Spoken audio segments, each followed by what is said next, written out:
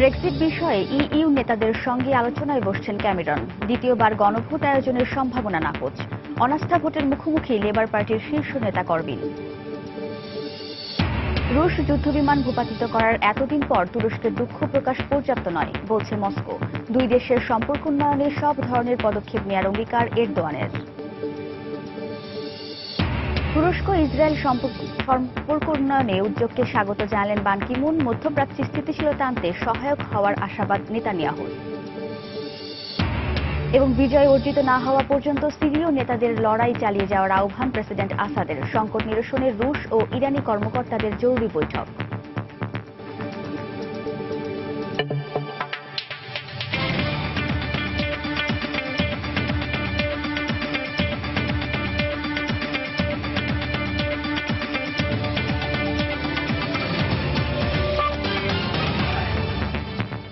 আন্তর্জাতিক সময় আপনাদের সঙ্গে আছি আমি ওয়াহিদা স্বপ্না।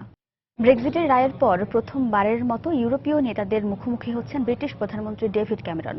বুধবার ব্রাসেলসে ইউরোপীয় কাউন্সিল শীর্ষ সম্মেলনের আগে মঙ্গলবার জোটের নেতাদের সঙ্গে দেখা করবেন তিনি।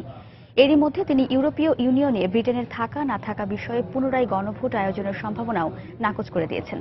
এদিকে ব্রিটেনে গণভোটে ব্রেক্সিটের পক্ষে রায়ের পর লেবার পার্টিতে অন্তঃকোন্দলের ধারাবাহিকতায় আজ অনাস্থা ভোটের মুখোমুখি হচ্ছেন বিরোধী দলটির নেতা জেরেমি করবিন। লেবার পার্টির 232 জন পার্লামেন্ট সদস্যের মধ্যে 150 জনই তার বিরুদ্ধে ভোট দিতে পারেন বলে জানায় গণমাধ্যম।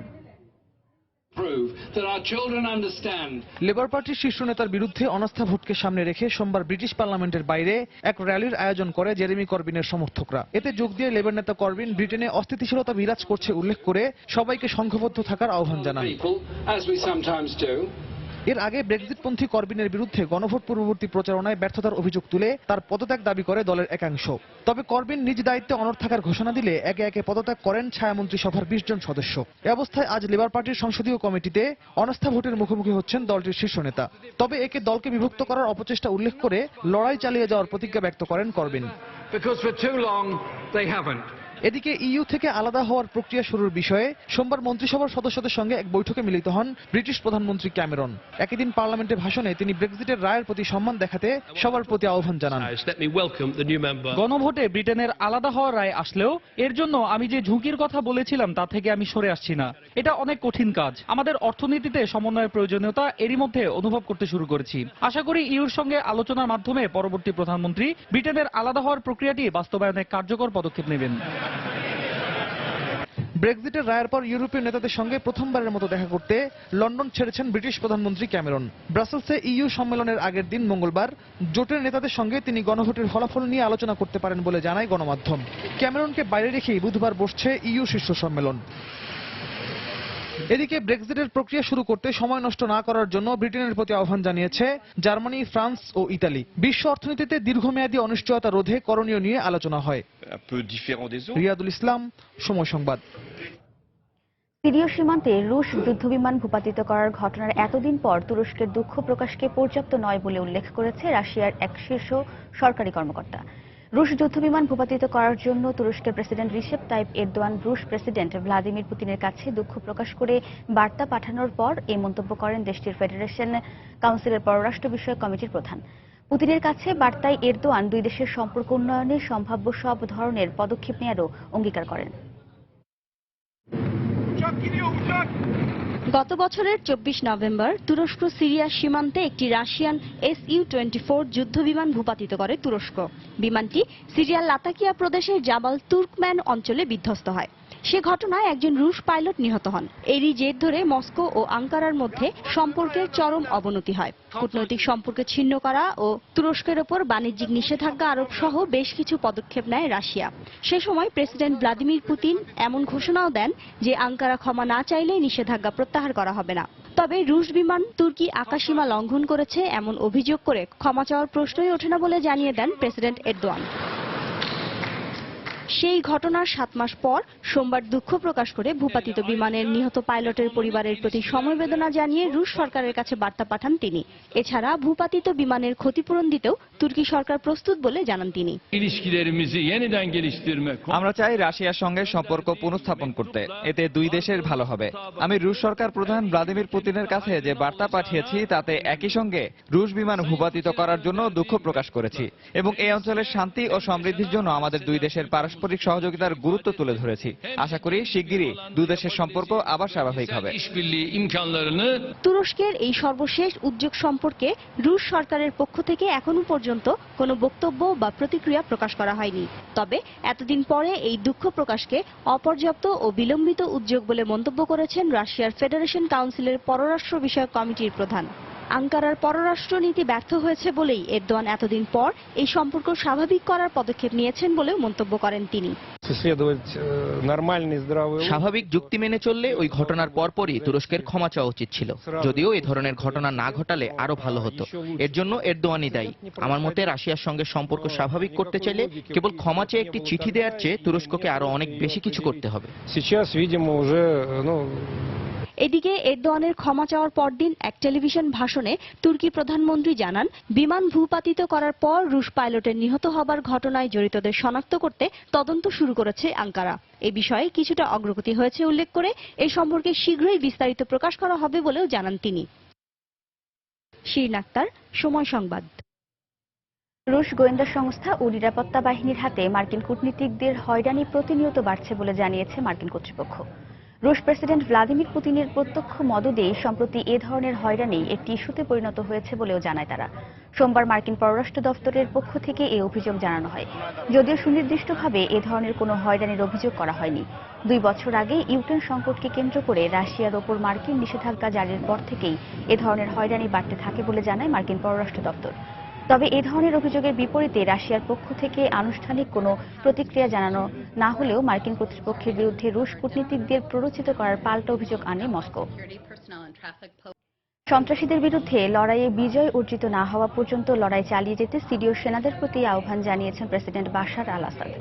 এদিকে কোনো ধরনের বাইরের হস্তক্ষেপ ছাড়াই সিরিয়ার ভাগ্য দেশটির জনগণকেই নির্ধারণ করতে হবে বলেও আবারও জানিয়েছেন রুশ পররাষ্ট্রমন্ত্রী সের্গেই ল্যাভরভ। সিরিয়া সংকট নিরসন এবং সেখানকার মানবিক পরিস্থিতির উন্নয়নে মস্কোয় জরুরি বৈঠক করেছেন রাশিয়া এবং ইরানের জ্যেষ্ঠ নিরাপত্তা কর্মকর্তারা। সিরিয়া জুড়ে সংঘাত আর সংঘর্ষ অব্যাহত থাকলেও রাক্কা সহ আরো বেশ কয়েকটি শহরে আইএসের বিরুদ্ধে সরকারি বাহিনীর অগ্রাভিযান অব্যাহত রয়েছে। এ অবস্থায় গত রোববার রাজধানী দামেস্কের কাছে মার্জ আল সুলতান শহরের বিমানবন্দর এলাকায় একটি সেনা ক্যাম্প পরিদর্শনে যান প্রেসিডেন্ট বাশার আল আসাদ। ক্যাম্প পরিদর্শন শেষে সিরীয় সেনাদের সঙ্গে ইফতার করেন তিনি। ইফতারের আগে সেনা সদস্যদের উদ্দেশ্যে রাখা বক্তব্যে আসাদ দেশ পুরোপুরি শত্রুমুক্ত না হওয়া পর্যন্ত সন্ত্রাসের বিরুদ্ধে লড়াই চালিয়ে যাওয়ার আহ্বান জানান। আপনাদের বীরত্বে পুরো জাতি আজ গর্বিত, অনুপ্রাণিত। আমি বলতে চাই যে খাবার আজ আমি খেতে যাচ্ছি তা আমার জীবনের শ্রেষ্ঠ খাবার, কারণ এই খাবার আজ আমি আপনাদের সঙ্গে খেতে পারছি। প্রেসিডেন্ট আসাদের সেনা ক্যাম্প পরিদর্শনের মধ্যেই সিরিয়ার একটি সরকার বিরোধী মধ্যপন্থী গ্রুপের নেতার সঙ্গে মস্কোয় বৈঠক করেছেন রুশ পররাষ্ট্রমন্ত্রী সের্গেই ল্যাভরভ। সিরিয়ায় একটি কার্যকর যুদ্ধবিরতি এবং মানবিক পরিস্থিতির উন্নয়নে তাদের মধ্যে আলোচনা হয় বলে জানা গেছে। সিরিয়ায় একটি কার্যকর যুদ্ধবিরতির লক্ষ্যে প্রথমেই প্রয়োজন আন্তর্জাতিক সিরিয়া সহায়তা গ্রুপের সর্বসম্মতিতে জাতিসংঘ নিরাপত্তা পরিষদে গৃহীত প্রস্তাবের বাস্তবায়ন। আমি মনে করি সিরিয়ায় বিরোধী পক্ষগুলোও চায় দেশটিতে রক্তপাত বন্ধ হোক। আমরা অবশ্যই সিরিয়ায় একটি কার্যকর যুদ্ধবিরতি দেখতে চাই, তবে এর জন্য সবার আগে যেটি প্রয়োজন তা হল সিরিয়ায় অবরুদ্ধ অঞ্চলগুলোয় ত্রাণ সরবরাহ নিশ্চিত করে যত দ্রুত সম্ভব সেখানের মানবিক পরিস্থিতির উন্নয়ন করা। আমরা বিশ্বাস করি রাশিয়া সবসময় সন্ত্রাসের বিরুদ্ধে। আশা করব সিরিয়ার সন্ত্রাসবাদ মোকাবেলায়ও রাশিয়া সবসময় পাশে থাকবে। একই দিন মস্কোয় রুশ প্রতিরক্ষা মন্ত্রী সের্গেই শোইগুর সঙ্গে বৈঠক করেন সফররত ইরানের জাতীয় নিরাপত্তা কাউন্সিলের সেক্রেটারি আলী শামখানি। সিরিয়ার চলমান রাজনৈতিক সংকট নিরসনে নতুন কর্মপরিকল্পনা নির্ধারণের বিষয়ে তারা আলোচনা করেন। এ সময় সিরিয়ায় জাতিগত মতভেদ দূর করে সব পক্ষের অংশগ্রহণে আলোচনার মাধ্যমে একটি গ্রহণযোগ্য সমাধানে পৌঁছানোর বিষয়ে আশাবাদ ব্যক্ত করেন এই দুই শীর্ষ নিরাপত্তা কর্মকর্তা। অন্যয় কর্মকার, সময় সংবাদ। আন্তর্জাতিক সময়ে আরো দেখবেন, ইয়েমেনের মুকাল্লায় আত্মঘাতী সিরিজ বোমা হামলায় সেনা সদস্য সহ অন্তত ৩৮ জন নিহত, আইএস এর দায় স্বীকার। 2010 সালে ইসরায়েলি সেনাদের হাতে নিহত গাজা ফ্লোটিলার 10 সদস্যের সহকর্মীরা তুরস্ক ও ইসরায়েলের মধ্যে পারস্পরিক সম্পর্ক উন্নয়নের লক্ষ্যে সমঝোতার নিন্দা জানিয়েছেন। তবে সম্পর্ক উন্নয়নের এই উদ্যোগকে স্বাগত জানিয়েছেন জাতিসংঘ মহাসচিব বান কি মুন। আর ইসরায়েলি প্রধানমন্ত্রী বিনয়ামিন নেতানিয়াহু বলেছেন, এই সমঝোতা মধ্যপ্রাচ্যে স্থিতিশীলতা আনতে সহায়তা করবে। মঙ্গলবার জেরুজালেমে দুই দেশের পররাষ্ট্র মন্ত্রণালয়ের মহাপরিচালকদের মধ্যে চুক্তিটি সই হবে।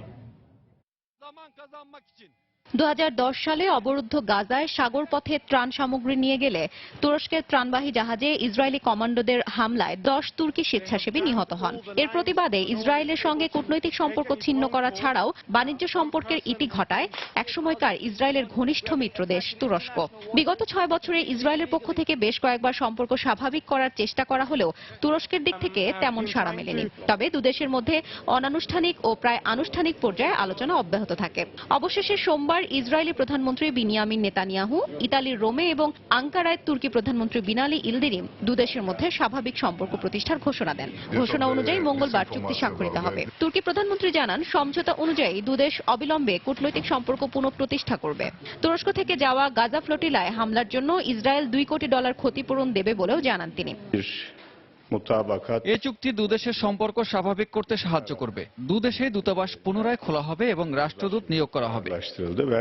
এ চুক্তি মধ্যপ্রাচ্যে স্থিতিশীলতা আনতে সহায়তা করবে বলে মন্তব্য করেছেন ইসরায়েলের প্রধানমন্ত্রী বিনিয়ামিন নেতানিয়াহু। ইতালির রোমে মার্কিন পররাষ্ট্রমন্ত্রী জন কেরির সঙ্গে দেখা করে তিনি আরো বলেন, এ চুক্তি ইসরায়েলের অর্থনীতিকে এগিয়ে নিতে সাহায্য করবে। আমি নিশ্চিত এ চুক্তির ফলে দুদেশই লাভবান হবে। সাগর পথে কড়াকড়ি আগের মতোই থাকবে, তবে অনুমতি সাপেক্ষে বাণিজ্যিক জাহাজ কিংবা মানবিক সহায়তা গাজায় পৌঁছাতে পারবে তুরস্ক। এ চুক্তির ফলে তুরস্ক হয়ে ইউরোপে গ্যাস রফতানি করতে পারবে ইসরায়েল। এ চুক্তির ঘোষণার পর হতাশা প্রকাশ করেছেন 2010 সালে ইসরায়েলি সেনাদের হাতে নিহত গাজা ফ্লোটিলার 10 সদস্যের সহকর্মীরা। ত্রাণ সংস্থা IHH এর কর্মীরা বলেন, কেবল বাণিজ্যিক স্বার্থেই এ চুক্তি হচ্ছে। যারা আমাদের 10 সহকর্মীকে হত্যা করেছে তাদের ক্ষমা করে দেওয়া হচ্ছে দেখে আমরা কষ্ট পাচ্ছি। কিভাবে তুরস্ক এই চুক্তিতে সম্মত হলো জানি না। ইসরায়েলি সেনারা যদি আল আকসা মসজিদে হামলা চালায় তবে সেক্ষেত্রে তুরস্কের ভূমিকা কি হবে সে বিষয়েও কোনো কথা নেই। জাতিসংঘ মহাসচিব বান কি মুন এ চুক্তির ঘোষণাকে স্বাগত জানিয়েছেন। গাজা সফরে গিয়ে তিনি বলেন, এর ফলে তুরস্ক ও ইসরায়েলের মধ্যে সম্পর্ক স্বাভাবিক হবে। তবে এর বিরোধিতা করেছে ফিলিস্তিনিরা। তাদের মতে এ চুক্তি ফিলিস্তিনিদের জন্য করা হচ্ছে না, কারণ এর ফলে কেবল ইসরায়েলই লাভবান হবে। হাফসাতুন্নেসা, সময় সংবাদ। ইয়েমেনের বন্দরনগরী মুকাল্লায় আত্মঘাতী সিরিজ বোমা হামলায় সেনা সদস্য সহ কমপক্ষে 38 জন নিহত হয়েছেন। আন্তর্জাতিক সংবাদ মাধ্যম জানায়, এই ঘটনায় আহত হয়েছেন আরও 24 জন।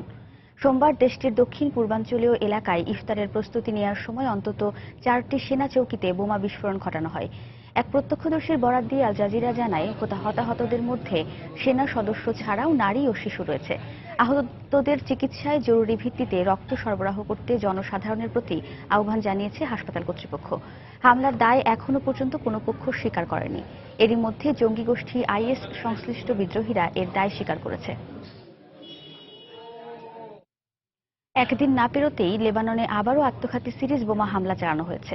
দেশটির উত্তর পূর্বাঞ্চলের একটি খ্রিস্টান অধ্যুষিত এলাকায় আত্মঘাতী বোমা হামলায় অন্তত 5 জন নিহত হয়েছেন। এ ঘটনায় আহত হয়েছেন আরও 28 জন। দেশটির রাষ্ট্রীয় গণমাধ্যম জানায়, সোমবার সকালে সিরিয়ার সীমান্তের কাছে কা গ্রামে 4টি আত্মঘাতী বোমা হামলা চালানো হলে 5 জন নিহত হয় এবং আহত হয় প্রায় 15 জন। পরে সন্ধ্যায় সকালে নিহতদের স্মরণে গির্জার সামনে লোকজন প্রার্থনায় জড়ো হলে সেখানে আরও 2টি গ্রেনেড হামলা চালানো হয়। এতে 13 জন আহত হন। কে বা কারা এই হামলাগুলো চালিয়েছে সে সম্পর্কে এখনো কিছু জানা যায়নি। তবে এসব হামলার জন্য জঙ্গি সংগঠন আইএসকে দায়ী করছে কর্তৃপক্ষ। আন্তর্জাতিক সময়ে আরো যা দেখবেন, বাংলাদেশের সঙ্গে ভারতের সম্পর্ক আগের তুলনায় উন্নতি হয়েছে, মন্তব্য কলকাতার বিশিষ্টজনদের। দুই দেশের মধ্যে সাম্প্রদায়িক সম্প্রীতি অটুট থাকার আশাবাদ। ক্ষেপণাস্ত্র নিয়ন্ত্রণ ব্যবস্থা সংক্রান্ত আন্তর্জাতিক সংগঠন missile technology control regime MTCR ভারতের অন্তর্ভুক্তিকে স্বাগত জানিয়েছে ফ্রান্স। পরমাণু প্রযুক্তি সরবরাহ সংক্রান্ত গ্রুপ এনএসজির সদস্য হওয়া ঝুলে থাকলেও এমটিসিআরএ অন্তর্ভুক্তি ভারতের জন্য বড় মাইলফলক হিসেবে দেখা হচ্ছে। সোমবার ভারতের পররাষ্ট্র সচিব এস জয়শঙ্কর আনুষ্ঠানিকভাবে এমটিসিআরএ এর অন্তর্ভুক্তি পত্রে সই করেন। প্যারিসে এর আনুষ্ঠানিকতা সম্পন্ন হয়। এর মধ্য দিয়ে এনএসজিতে ভারতের অন্তর্ভুক্তির সম্ভাবনা অনেকটা বেড়ে গেল বলে মনে করছেন ভারতীয় কূটনীতিকরা। পররাষ্ট্র মন্ত্রণালয়ের এক বিবৃতিতে বলা হয়, ৩৫তম সদস্য হিসেবে এমটিসিআরএ ভারতের অন্তর্ভুক্তি বিশ্বে পরমাণু অস্ত্রের প্রসার রোধে আরও কার্যকরী হয়ে উঠবে। ভারত সরকারের পক্ষ থেকে এমটিসিআরএ এর বাকি ৩৪টি সদস্য দেশকে ধন্যবাদও দেওয়া হয় ওই বিবৃতিতে। মিসাইল টেকনোলজি কন্ট্রোল রেজিম এমটিসিআরএ ভারতের অন্তর্ভুক্তিকে স্বাগত জানিয়েছে ফ্রান্স। এর আগে ফ্রান্সের প্যারিসে এমটিসিআর ভারতের অন্তর্ভুক্তির বিষয়ে যুক্তরাষ্ট্র, ফ্রান্স, নেদারল্যান্ডস সহ সব সদস্য রাষ্ট্র সমর্থন জানায়। পরে গত সোমবার ভারতের পররাষ্ট্র সচিব এস জয়শঙ্কর আনুষ্ঠানিকভাবে এমটিসিআর এর অন্তর্ভুক্তি পত্রে স্বাক্ষর করেন। প্যারিসে আনুষ্ঠানিকতা শেষে হওয়ার পরেই ভারতের পররাষ্ট্র মন্ত্রণালয় গতকাল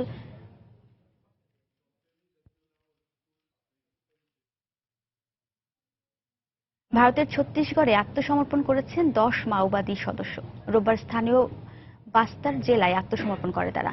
এ সময় প্রশাসনের পক্ষ থেকে তাদের আর্থিক সহায়তা তুলে দেওয়া হয়। আত্মসমর্পণকারীরা প্রত্যেক মাওবাদীকে 1000 রুপি প্রদান করার কথা জানায় স্থানীয় পুলিশ কর্মকর্তারা। চলতি বছরে 350 মাওবাদী গেরিলা আত্মসমর্পণ করেছে বলে জানানো হয়। তাদেরকে পুনর্বাসনে ভারত সরকারিভাবে বিশেষ কর্মসূচি গ্রহণের কথা জানায় কর্তৃপক্ষ। 60-এর দশকে নকশাল নামে পরিচিত এসব মাওবাদীদের সঙ্গে আইনশৃঙ্খলা রক্ষা বাহিনীর ব্যাপক সহিংসতার ঘটনা ঘটে। ভারতের জম্মু কাশ্মীরে পালিত হচ্ছে বার্ষিক চিঞ্জ উৎসব। উৎসব উপলক্ষে রাজ্যের কাথুয়া জেলায় জড়ো হয়েছে বিভিন্ন ধর্মবর্ণের কয়েক হাজার মানুষ। বিভিন্ন সম্প্রদায়ের মধ্যে ভ্রাতৃত্ব ও সৌহার্দ্যপূর্ণ সম্পর্ক গড়ে তোলার লক্ষ্যেই প্রতি বছর এই উৎসবের আয়োজন করা হয়। উৎসব উপলক্ষে আয়োজিত মেলায় নিত্য প্রয়োজনীয় জিনিসপত্রের পাশাপাশি বিভিন্ন ধরনের খেলনার পসরা বসাতে দেখা যায় বিক্রেতাদের। এছাড়া সেখানে সাংস্কৃতিক অনুষ্ঠানেরও আয়োজন করা হয়। প্রতি বছর 24 থেকে 26 জুন এই উৎসবটি পালন করা হয়।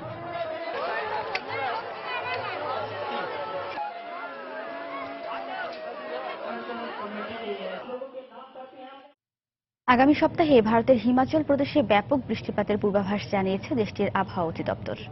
মৌসুমী বায়ুর প্রভাবে প্রদেশের দক্ষিণ পশ্চিমাঞ্চলীয় 5টি জেলায় একটানা তুমুল বৃষ্টিপাত হতে পারে বলে ধারণা করা হচ্ছে। মান্ডি, বিলাসপুর, কাংগ্রা সহ 70 থেকে 120 মিলিমিটার বৃষ্টিপাত হতে পারে বলে জানিয়েছে হিমাচলের আবহাওয়া অধিদপ্তরের মহাপরিচালক মনমোহন সিং। এছাড়া এই মৌসুমী বায়ুর প্রভাবে আগামী 8 জুলাই কেরালা রাজ্যের উপকূলীয় এলাকাতেও বৃষ্টিপাতের সম্ভাবনা রয়েছে বলে জানানো হয়। ইসলামী শরিয়া অনুযায়ী হিজড়াদের বিবাহ বৈধ বলে ফতোয়া দিয়েছেন পাকিস্তানের একদল আলেম। লাহোর ভিত্তিক আলেমদের সংগঠন তানজিম ইত্তেহাদ ই উম্মাত এর মতে মুসলমানদের রীতি মেনে তাদের দাফন অনুষ্ঠানও সম্পন্ন করার বিধান রয়েছে। গত মাসে পেশোয়ারে চিকিৎসার অভাবে এক হিজড়ার মৃত্যুর পরপরই এ ফতোয়া দেওয়া হলো।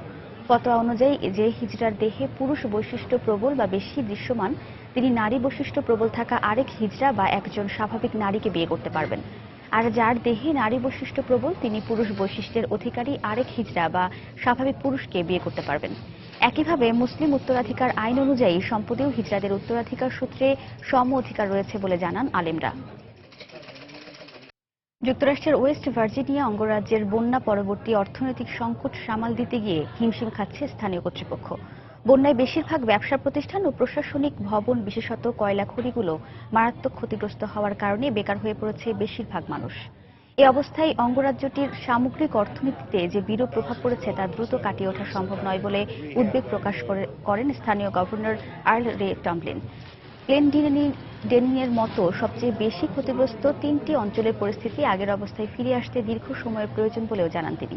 টানা বৃষ্টি ও বন্যায় বেশিরভাগ ভবন বসবাসের পুরোপুরি অযোগ্য হয়ে পড়েছে উল্লেখ করে তিনি বলেন, ক্ষতিগ্রস্ত ভবন মেরামত ও পুনর্নির্মাণে কেন্দ্র থেকে সহায়তা এলেও তা যথেষ্ট নয়।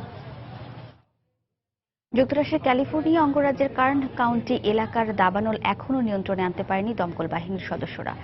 এক সপ্তাহে শুরু হওয়া এই দাবানলে এ পর্যন্ত অন্তত 2 ব্যক্তির মৃত্যু হয়েছে বলে নিশ্চিত করেছে কর্তৃপক্ষ। এছাড়াও আগুনে বহু ঘরবাড়ি পুড়ে গেছে বলেও জানায় তারা। এছাড়াও আরও অন্তত 250টি স্থাপনা পুরোপুরি ধ্বংস এবং 75টি ভবন দাবানলে ক্ষতিগ্রস্ত হয়েছে বলেও জানানো হয়। আগুনে সোমবার পর্যন্ত প্রায় 45,000 একর জমি পুড়ে গেছে। পরিস্থিতি নিয়ন্ত্রণে নিরাপদ স্থানে সরিয়ে নেওয়া হয়েছে এলাকার শত শত মানুষকে। এছাড়াও আগুন নিয়ন্ত্রণে কাজ করছে প্রায় 2000 দমকল কর্মী। প্রচণ্ড বাতাস আর তীব্র দাহের কারণে আগুন নিয়ন্ত্রণে আনা সম্ভব হচ্ছে না বলে দমকল বাহিনীর পক্ষ থেকে জানানো হয়েছে। যুক্তরাষ্ট্রের পশ্চিম অরিগন রাজ্যে এক বন্দুকধারীর হামলায় 2 জন নিহত হয়েছে। এ ঘটনায় আহত হয়েছে আরও 2 জন। পুলিশ জানায় সোমবার অরিগনের রাজধানী সালেমের 20 মাইল উত্তরে এই হামলার ঘটনা ঘটে। হামলায় আহত 2 জনকে স্থানীয় হাসপাতালে নিয়ে যাওয়া হয়। তবে আহতদের সম্পর্কে বিস্তারিত তথ্য জানা যায়নি। এদিকে হামলার পর এই ঘটনায় জড়িত সন্দেহে পোর্টল্যান্ডের কাছ থেকে এক ব্যক্তিকে আটক করা হয়েছে। কী কারণে এই ঘটনা ঘটেছে তা তদন্ত করছে কর্তৃপক্ষ।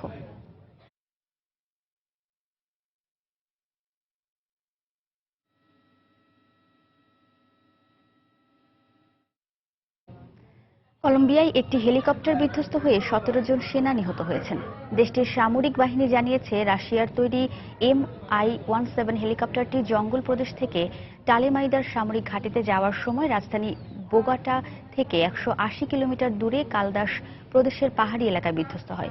বিধ্বস্তের পর হেলিকপ্টারে থাকা সব সেনা নিহত হন। ধারণা করা হচ্ছে বিরূপ আবহাওয়ার কারণে এই দুর্ঘটনা ঘটেছে। এর আগে গেল আগস্টে প্রযুক্তিগত ত্রুটির কারণে দেশটির উত্তর পূর্বাঞ্চলে একটি হেলিকপ্টার বিধ্বস্ত হয়ে 16 জন পুলিশ কর্মকর্তা নিহত হন।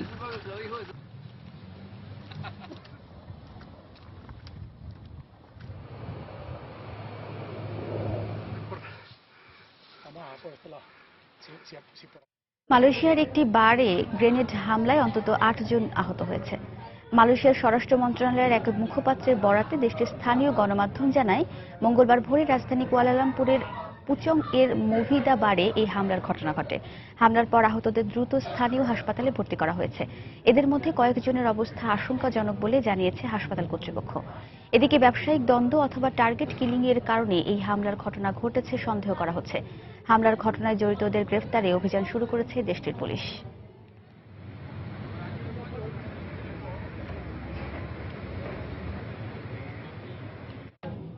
ইন্দোনেশিয়ায় হাম, পোলিও, হেপাটাইটিস বি, টিটিনাসের নকল ভ্যাকসিন উৎপাদন ও সরবরাহের ঘটনায় জড়িত সন্দেহে 15 জনকে আটক করেছে কর্তৃপক্ষ। রাজধানী জাকার্তা ও আশপাশের কয়েকটি অঞ্চল এবং জাভার পশ্চিমাঞ্চলে অভিযান চালিয়ে তাদের আটক করা হয়। এসব নকল টিকা এরই মধ্যে বেশ কিছু শিশু ও অন্তঃসত্ত্বা নারীর শরীরে প্রয়োগ করা হয়েছে বলেও দাবি করে কর্তৃপক্ষ। তবে এখন পর্যন্ত কত সংখ্যক শিশু ও গর্ভবতী নারী এ ধরনের সাংঘাতিক প্রতারণার শিকার হয়েছেন তার সঠিক হিসেব নির্ধারণ করা সম্ভব হয়নি। ইন্দোনেশিয়া পুলিশের জাতীয় অপরাধ তদন্ত শাখা বলছে, 3টি হাসপাতাল থেকে বিভিন্ন টিকার পুরনো বোতল সংগ্রহের পর তাতে নকল ওষুধ ভরে বিভিন্ন ফার্মেসিতে বিক্রি করত ওই প্রতারকরা। দুর্ঘটনার কারণে ইজিপ্ট এয়ারের ফ্লাইট MS-804 বিধ্বস্ত হয়েছে এমন সম্ভাবনাকে সামনে রেখে তদন্ত শুরু করেছে প্যারিসের আইন প্রণেতারা। তদন্ত মুখপাত্রের বরাতে গণমাধ্যম জানায়, বিমানটি বিধ্বস্তের পেছনে এখন পর্যন্ত সন্ত্রাসবাদের কোনো যোগসূত্র বা ইচ্ছাকৃতভাবে ভূপাতিত করার প্রমাণ পাওয়া যায়নি। সম্প্রতি উড়োজাহাজটির মূল ধ্বংসাবশেষের 290 কিলোমিটার দূরে মিশরের উত্তরাঞ্চলীয় উপকূলের কাছ থেকে ভয়েস ও ডাটা রেকর্ডার উদ্ধার করা হয়। তবে ওই রেকর্ডারের ক্ষতিগ্রস্ত মেমোরি চিপ ফ্রান্সের দিকে ভেসে গেছে বলে জানায় মিশরীয় তদন্ত কর্মকর্তারা। ফরাসি বিমান দুর্ঘটনা তদন্ত সংস্থার প্রযুক্তিবিদরা সেই মেমোরি চিপ মেরামত করে তথ্য উদ্ধারের চেষ্টা করছে।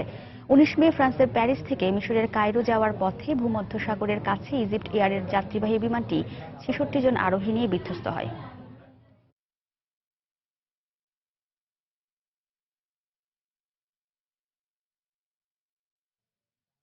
আগের যে কোনো সময়ের তুলনায় বাংলাদেশের সঙ্গে ভারতের সম্পর্কের উন্নয়ন হয়েছে বলে জানান কলকাতার বিশিষ্টজনরা।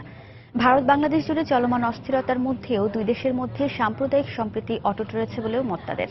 সোমবার কলকাতার বাংলাদেশ উপদূতাবাসে আয়োজিত ইফতার মাহফিলে যোগ দিয়ে অতিথিরা এমন মন্তব্য করেন। কলকাতা প্রতিনিধি সুব্রত আচার্যের তথ্য ও ছবি নিয়ে ডেস্ক রিপোর্ট। স্বাধীন বাংলাদেশের প্রথম পতাকা উড়েছিল কলকাতার এই উপদূতাবাসে। স্বাধীনতার ৪৫ বছর ধরে এই দূতাবাস দুই দেশের কূটনৈতিক সম্পর্ক রক্ষার পাশাপাশি শিল্প, সাহিত্য, সংস্কৃতি ও ঐতিহ্যের সেতু হিসেবে কাজ করছে। প্রতি বছরের মতো এবারও দূতাবাসে ইফতারের আয়োজন করা হয়। ইতালি, ভুটান, জাপান সহ বিভিন্ন দেশের উপদূতাবাসের কনসাল জেনারেলের পাশাপাশি পশ্চিমবঙ্গের রাজনৈতিক দলের প্রতিনিধি, সুশীল সমাজ এবং সরকারের প্রতিনিধিরা এতে যোগ দেন। আমি মধ্যপ্রাচ্যের দেশগুলোতে দেখেছি তারা কি পবিত্রতার সঙ্গে রমজান পালন করে। কলকাতার দূতাবাসেও আমি একই চিত্র দেখছি। আমরা সবাই মনে করি যে সর্বধর্মের মহামিলনের তীর্থক্ষেত্র হচ্ছে ভারতবর্ষ। তো আমরা হিন্দু মুসলমান সবাই একসঙ্গে হয়ে এই ইফতারিতে আমরা আসি। একটা পবিত্র সন্ধ্যা, ইফতারের অনুষ্ঠানে আসতে পেরে এটা ভালো লাগা। সাম্প্রদায়িক বিষবাষ্প সরিয়ে সব ধর্মের মানুষের কল্যাণ কামনায় দোয়া করেন ইফতারে আসা অতিথিরা। কোনো অশুভ শক্তি দুই বাংলার শান্তিপ্রিয় মানুষের চেতনাবোধ নষ্ট করতে পারবে না বলেও মনে করেন তারা। ধর্ম বর্ণ নির্বিশেষে সব ধরনের মেহমান কিন্তু আসছেন, একসাথে আমরা ইফতার করছি। তার চেয়েও এবার যে মাত্রাটা আমরা যোগ করেছি সেটা হচ্ছে ইফতার খোলার আগ মুহূর্তে আমরা ভগবান বলুন, ঈশ্বর বলুন, খোদা বলুন, আল্লাহ বলুন, গড বলুন, যাই বলুন, মহান সৃষ্টিকর্তার কাছে দোয়া করেছি। আমরা যদি একতাবদ্ধ হতে পারি, পৃথিবীর কোনো শক্তি আলাদা করতে পারে না। এবং এই যে ধর্মের নামে, জাতের নামে বজ্জাতির সব জাতজালিয়াত খেলছো জুয়া, ছুলে তোর জাত যাবে জাত ছেলের হাতের নয়কো মোয়া, দাদুরের লাইনটা আমার মনে হয় স্বতঃসিদ্ধ। ভারত এবং বাংলাদেশের মধ্যে যে সৌহার্দ্যের সম্পর্ক, এই ধরনের উপলক্ষ। ইফতার শেষে অতিথিরা বাংলাদেশের সঙ্গে ভারতের সম্পর্ক আরও সুদৃঢ় হবে বলে আশা প্রকাশ করেন। সময় সংবাদ, কলকাতা। প্রখ্যাত ইতালীয় অভিনেতা বাড স্পেন্সার আর নেই। সোমবার সন্ধ্যায় নিজ বাড়িতে শেষ নিঃশ্বাস ত্যাগ করেন এই প্রথিতযশা শিল্পী। মৃত্যুকালে তার বয়স হয়েছিল 86 বছর। স্পেন্সারের ছেলে চলচ্চিত্র প্রযোজক গিউসেপ্পে পেদেরসোলি গণমাধ্যমকে জানান, তার বাবা যাবার সময় আত্মীয় স্বজন ও বন্ধু বান্ধব সবাইকে কাছে পেয়েছেন এবং ধন্যবাদ জানিয়েছেন। উচ্চতা ও স্বাস্থ্যবান শরীরের কারণে বাড মিডিয়া অঙ্গনে বিগ ফ্রেন্ডলি জায়ান্ট হিসেবে পরিচিত ছিলেন। 70 ও 80-এর দশকে they call me Trinity, flatfoot, a friend is a treasure সহ বেশ কয়েকটি অ্যাকশন ও কমেডি নির্ভর ছবিতে অভিনয় করেছেন তিনি। তাকে বেশি দেখা গেছে রাখাল বালক ও পুলিশ কর্মকর্তার ভূমিকায়। অভিনয়ের পাশাপাশি বিমান চালনা ও সাঁতারে দারুণ পারদর্শী ছিলেন বাড। 1 মিনিটের কম সময়ে 100 মিটার সাঁতরে দেশের রেকর্ড গড়েছেন তিনি। অলিম্পিকে অংশ নিয়েছেন দুবার। 2005 সালে রোমের আঞ্চলিক নির্বাচনেও অংশ নেন বাড। 2021 সালের মধ্যে হংকংয়ের আঞ্চলিক পর্যায়ে হাতির দাঁতের ব্যবসা বন্ধের সিদ্ধান্ত নিয়েছে দেশটির সরকার। স্থানীয় পর্যায়ে এর ব্যবসার উপর নিষেধাজ্ঞা জারির দাবির পরিপ্রেক্ষিতে এ কথা জানায় কর্তৃপক্ষ। সোমবার দেশটির উচ্চ পর্যায়ের কর্মকর্তাদের এক বৈঠকে আগামী 5 বছরের মধ্যে হাতির দাঁতের বাণিজ্যিক বিপণন বন্ধের পরিকল্পনা গৃহীত হয়।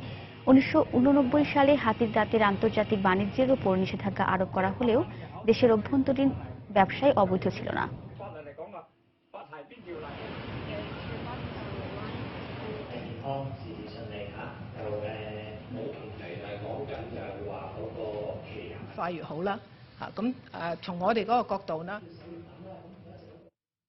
যুক্তরাষ্ট্রের ক্যালিফোর্নিয়া উপকূলে একটি নীল তিমি উদ্ধারী অভিযান পরিচালনা করছে বিশেষ বাহিনী।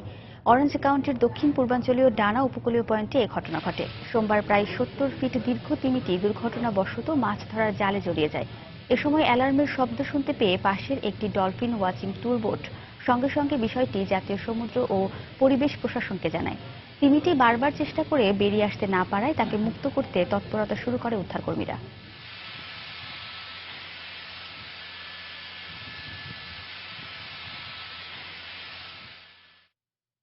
জমে উঠেছে কলকাতার ঈদ বাজার। এবার ভারত সরকার বিশেষ ঈদ ভিসা দেয়ায় কলকাতায় এখন কেনাকাটার জন্য ভিড় করছেন বাংলাদেশিরা। ধর্মতলার নিউ মার্কেটে বাংলাদেশি ক্রেতাদের দেখা মিলছে প্রতিনিয়তই। কলকাতা থেকে সুব্রত আচার্যের তথ্য ও ছবি নিয়ে ডেস্ক রিপোর্ট। সাপ্তাহিক ছুটি হওয়া সত্ত্বেও রোববার ঈদ উপলক্ষে কলকাতার নিউ মার্কেট এলাকার প্রায় সব দোকান খোলা ছিল। এই দিনটিতেও চোখে পড়ার মতো ভিড় এখানে। সম্প্রতি ভারত সরকার ঈদের জন্য 60,000 বাংলাদেশি পর্যটককে বিশেষ ভিসা দেয়ায় কলকাতার দৃশ্যপটে এমন পরিবর্তন বলে মনে করছেন স্থানীয় ব্যবসায়ীরা। বাংলাদেশি কাস্টমার আছে, মাল নতুন নতুন মাল এসেছে, ঘিচা সিল্ক উঠেছে, জামদানি উঠেছে, ভালো ভালো টেম্পল ডিজাইন, বাহা শাড়ি উঠেছে। বাংলাদেশ এটা খুব ডিভাইডার যেটা বলছেন ওটা যেহেতু ঘাগরা চলি স্টাইলের, ওটা এখন টপ মোস্ট, এটা বাংলাদেশ ক্লায়েন্ট খুব কিনছে। বিশেষ এই সুবিধায় খুশি বাংলাদেশের পর্যটকরাও, তাই ভিসা হাতে পাওয়া মাত্রই কলকাতায় ছুটছেন তারা। কলকাতায় আসছি আমরা কিছু মার্কেটিং করার জন্য, প্রতি বছরে আমরা আসি। এবার ঈদ উপলক্ষে আমরা চিটাগং থেকে আমার ফ্যামিলি সহ আসছি। এখানে আসলে নতুন যেগুলো কালেকশন আছে এখানে কিছুটা হয়তো যোগ হয়, আর এগুলো ঢাকাতে যখন যায় দেখা যায় এটা ডুপ্লিকেট অনেক চলে আসে। বিক্রেতারা জানালেন এবার শাড়ির বাজার দখল করে রেখেছে বাহা শাড়ি। এছাড়া সালোয়ার কামিজে মেয়েদের বিভিন্ন ধরনের চুড়িদারের পাশাপাশি পালাজো ও ঘাগরার চাহিদাও রয়েছে বাংলাদেশি ক্রেতাদের কাছে। এবছরে বাংলাদেশি ভাইরা বোনেরা অনেক বেশি এসেছে, গত বছর এত ছিল না, কিন্তু এটা আমাদের ভারত সরকারের যেটা 11 দিনে যে ভিসাটা এক্সটেন্ড করেছে তার জন্য ভারত সরকারকেও ধন্যবাদ। তার জন্য আমরা এবছরে আমরা ভালো মার্কেট পেয়েছি। ব্যবসায়ীদের আশা ঈদ যত এগিয়ে আসবে বিক্রিও তত বাড়বে, আর এবার বাড়তি সুবিধার জন্য বেচা বিক্রি রেকর্ড পরিমাণ ছাড়িয়ে যাবে। সময় সংবাদ, কলকাতা। এ পর্যায়ে আবারও জানিয়ে দিচ্ছি আন্তর্জাতিক সময়ের শীর্ষ সংবাদগুলো। ব্রেক্সিট বিষয়ে ইইউ নেতাদের সঙ্গে আলোচনায় বসছেন ক্যামেরন। দ্বিতীয়বার গণভোট আয়োজনের সম্ভাবনা নাকচ। অনাস্থা ভোটের মুখোমুখি লেবার পার্টির শীর্ষ নেতা করবিন। রুশ যুদ্ধবিমান ভূপাতিত করার এতদিন পর তুরস্কের দুঃখ প্রকাশ পর্যাপ্ত নয়, বলছে মস্কো। দুই দেশের সম্পর্ক উন্নয়নে সব ধরনের পদক্ষেপ নেওয়ার অঙ্গীকার এরদোয়ানের। তুরস্ক ইসরায়েল সম্পর্ক উন্নয়নের উদ্যোগকে স্বাগত জানালেন বান কি মুন। মধ্যপ্রাচ্যে স্থিতিশীলতা আনতে সহায়ক হওয়ার আশাবাদ নেতানিয়াহুর। এবং বিজয় অর্জিত না হওয়া পর্যন্ত সিরীয় নেতাদের লড়াই চালিয়ে যাওয়ার আহ্বান প্রেসিডেন্ট আসাদের। সংকট নিরসনে রুশ ও ইরানি কর্মকর্তাদের জরুরি বৈঠক। এই ছিল আন্তর্জাতিক সময়। যে কোনো খবর পেতে ভিজিট করুন সময় নিউজ.টিভি আর সঙ্গে থাকুন সময়।